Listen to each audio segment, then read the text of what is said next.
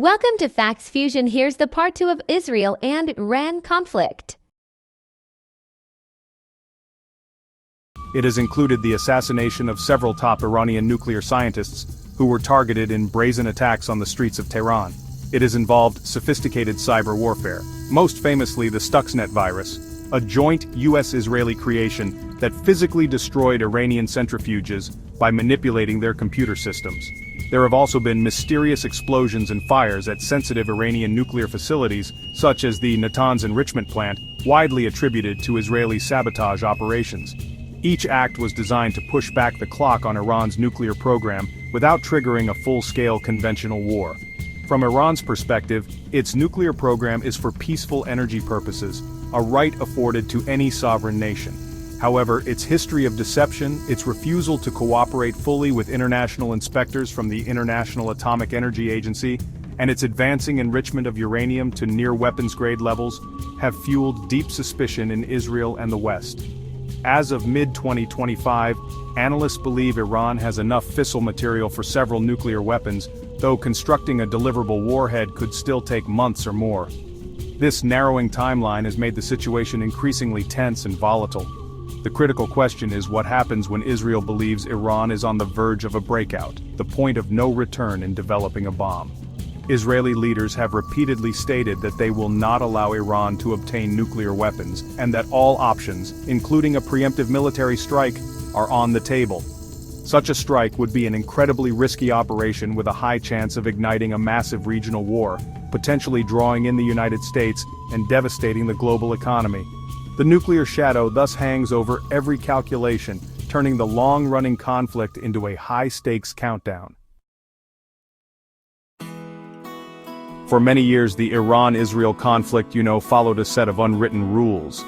The fighting was kept in the shadows, conducted through proxies and covert operations, with both sides really avoiding direct state-on-state military confrontation. However, recent events have shattered this fragile understanding, pushing the two nations closer to the brink of open war than ever before. The conflict has moved out of the shadows and into the open, with direct attacks that have dramatically raised the risks of a full-scale regional catastrophe. The old rulebook has been thrown away, and a new, far more dangerous chapter has begun. A major turning point occurred in October 2024, when Iran launched a large-scale drone and missile assault on Israel. Though largely intercepted with help from the United States and other allies, it marked the first time Tehran had directly targeted Israeli territory from its own soil on such a massive scale. This was followed by Israeli retaliatory strikes, including one in November 2024, that reportedly killed officers from Iran's regular army, the Artesh, not just the IRGC. This was a significant escalation, as Iran then threatened a more complex attack involving both its conventional army and the IRGC for the first time, signaling a major shift in its strategic posture. The rhetoric has hardened in parallel with the military actions. Supreme Leader Ali Khamenei has made statements suggesting a potential re-evaluation of Iran's fatwa or religious edict against developing nuclear weapons. In response to international censure, Tehran has threatened to leave the Nuclear Non-Proliferation Treaty altogether. These moves are seen in Jerusalem as a clear signal of intent.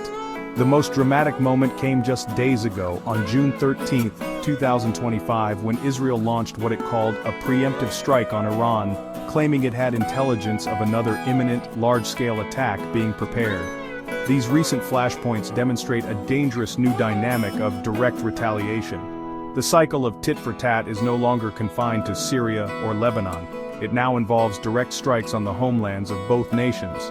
The United States has responded by positioning aircraft carriers in the region and authorizing the departure of non-essential personnel, while other world powers have issued urgent warnings to commercial shipping.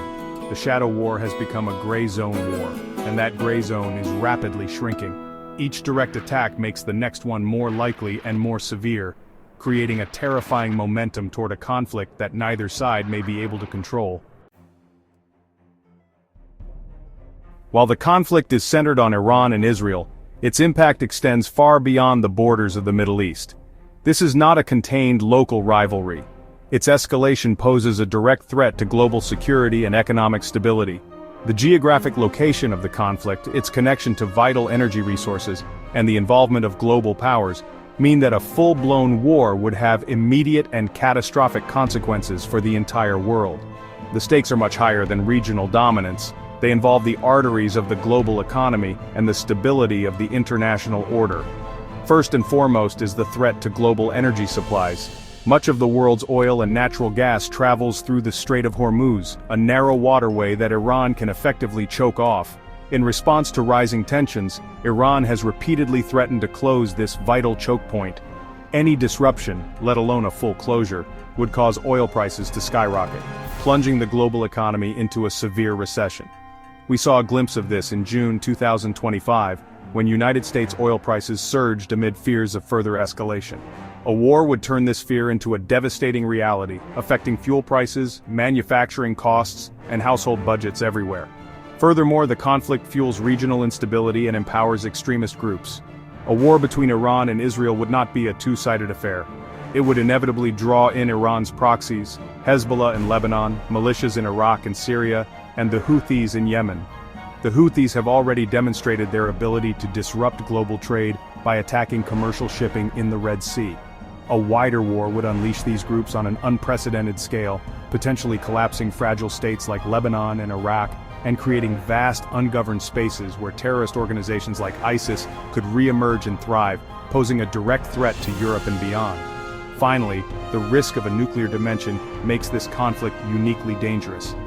If Israel were to conduct a major strike on Iran's nuclear facilities and Iran retaliated, the conflict could escalate in unpredictable ways.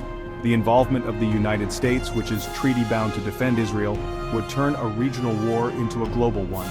The potential for a desperate cornered Iran to rush for a nuclear weapon, or for the conflict to involve the use of such weapons, creates a nightmare scenario. The Iran-Israel shadow war is therefore a global problem that requires a global solution because its failure would be felt in every corner of the world. Despite the escalating tensions and the drumbeat of war, there have been attempts to find a diplomatic path forward. The most significant of these was the 2015 Joint Comprehensive Plan of Action, commonly known as the Iran nuclear deal. Brokered by the world's major powers, it offered Iran relief from crippling economic sanctions, in exchange for strict limitations on and inspections of its nuclear program. For a time, it seemed to work. The deal successfully rolled back Iran's enrichment activities and put its program under intense international scrutiny, pushing the prospect of an Iranian bomb further into the future. However, the path to peace faltered. The deal was fiercely opposed by Israel, which argued that it did not go far enough and would only temporarily delay, not permanently prevent, a nuclear Iran. In 2018, the United States, under a new administration, unilaterally withdrew from the agreement and reimposed harsh sanctions. This decision effectively killed the deal. In response, Iran began to systematically break the limits set by the JCPOA, accelerating its uranium enrichment, installing advanced centrifuges, and reducing cooperation with inspectors. Subsequent efforts to revive the deal have all failed, with talks in 2025 yielding no breakthrough as both sides remain too far apart. The failure of diplomacy highlights the immense chasm of trust and ideology that separates not just Iran and Israel, but also Iran and the West. For the hardliners in Tehran, any compromise is seen as a surrender to the Great Satan. For many in Israel, any deal that leaves Iran's nuclear infrastructure intact is seen as a foolish gamble with their nation's survival. This leaves very little middle ground for negotiators to work with. The voices of moderation on both sides are often drowned out by the drums of war and the rhetoric of existential threat, making a lasting political settlement seem increasingly out of reach. Beyond the high-level politics, ordinary people are caught in the middle. In Iran, citizens suffer under a struggling economy crushed by sanctions, even as their government pours resources into its military and foreign proxies. In Israel, civilians live under the constant threat of rocket attacks and the looming fear of a catastrophic war. While governments talk of red lines and retaliation, many of their people simply yearn for security and a normal life. But in a conflict defined by such deep ideological hatred and existential fear, the prospects for a genuine grassroots-led peace remain tragically slim, leaving diplomacy a weak and faltering tool against the momentum of war. We stand today, on June 15, 2025, at a critical crossroads. The long and deadly shadow war between Iran and Israel has reached its most dangerous moment. The conflict has begun to spill out into the open, with direct military exchanges that have shattered old norms and set the region on a perilous course.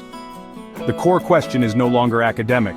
Will this rivalry remain a managed, undeclared war fought through proxies and spies, or will it explode into a direct, devastating conflict that engulfs the entire Middle East and sends shockwaves across the globe?